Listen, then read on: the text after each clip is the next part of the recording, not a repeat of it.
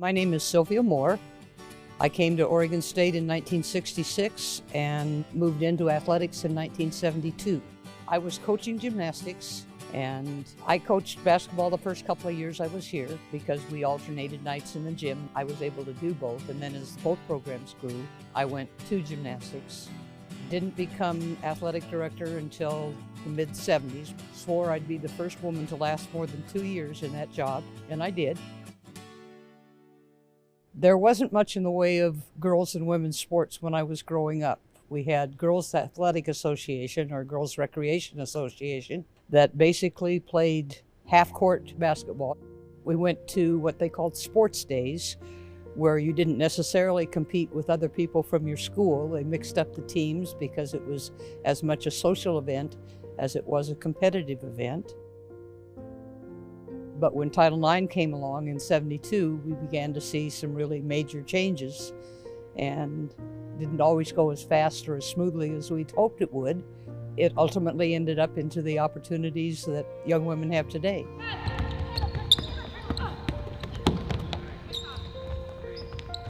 It didn't happen overnight, but in the long run, they saw that these students were just as serious about being as good as they could be and having opportunities to show that. It was a challenging time, but it was a fun time. Watching the growth, watching the opportunities become success, those were really good days. When men's and women's athletics merged, I became the deputy athletic director.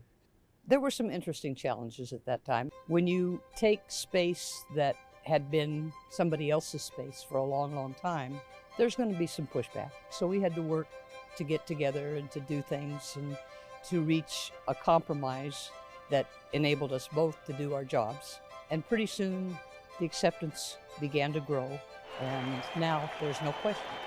We have got a marquee matchup at Gill Coliseum in Corvallis. Women's basketball, gymnastics compete in this gym. But now the women draw as many spectators as the men. Now nobody thinks twice about it.